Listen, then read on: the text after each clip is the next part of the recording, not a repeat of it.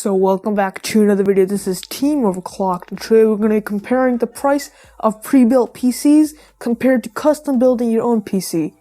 Today we're going to be specifically looking at Alienware's PCs, but there are definitely many other custom PC manufacturers like Razer, Origin, and Asus.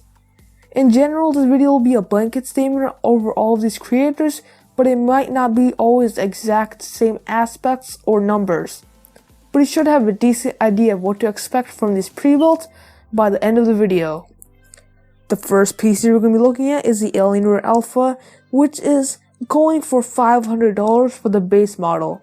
This features an i3 4170T, 4GB of DDR3L RAM, a 500GB hard drive, and a GTX 860M, along with a Wi-Fi card and Windows 10.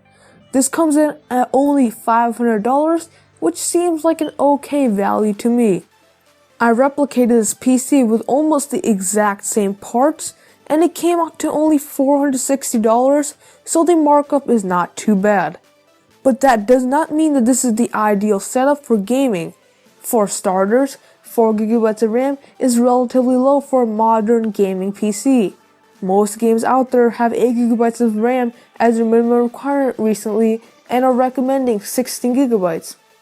Also, a 500GB hard drive is not ideal for a gaming PC, especially with newer games coming out with 60, 70, and even 100GB as the capacity of storage that they require.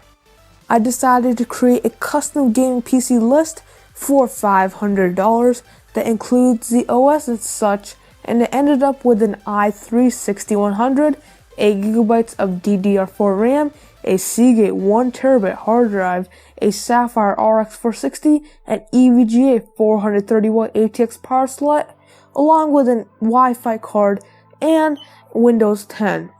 This PC fixes all of the issues I mentioned above while staying within the $500 budget.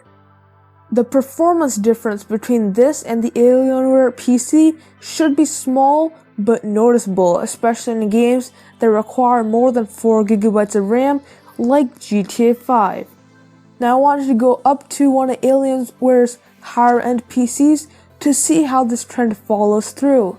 I picked the base model of the Alienware Aurora, which comes in at $800. It has the Intel Core i3 6100, a Z170 motherboard, 8GB of DDR4 RAM, a 1TB hard drive, an NVIDIA GTX 950 along with a 460W power supply, Wi-Fi, and Windows 10 to top it all off. After rebuilding this PC as close as I could get it, I got to $575, which means that there should be an incredible markup. One thing I didn't add was the RGB LEDs, but even with those included in the price, the total should be around $650 at max, which still leaves a large margin. If you guys have an idea why it's so expensive, please tell me in the comments below, because I feel like I might be leaving something out on accident. Now this PC is well balanced, but its price is outrageous. For the same $800, you can get an i5 6400, a GTX 1060, and I could easily fit in a 240GB SSD.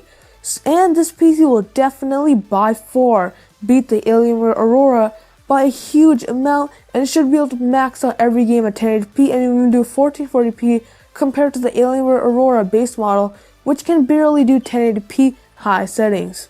To conclude, I recommend custom building PCs over pre-builts. They're a customized PC to just fit your needs, and they're often cheaper than pre-builts of similar specs.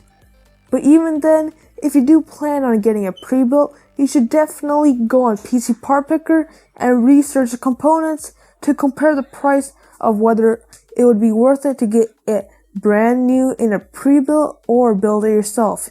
In my opinion, anything more than a $50 markup is not worth buying. If you get something with a lower markup, I would say go for it since it's not that bad of a deal. So yeah guys, that's all for today. If you liked the video, please overclock the like button. If you didn't like it, dislike it and subscribe for more content like this, and I'll see you guys in the next one.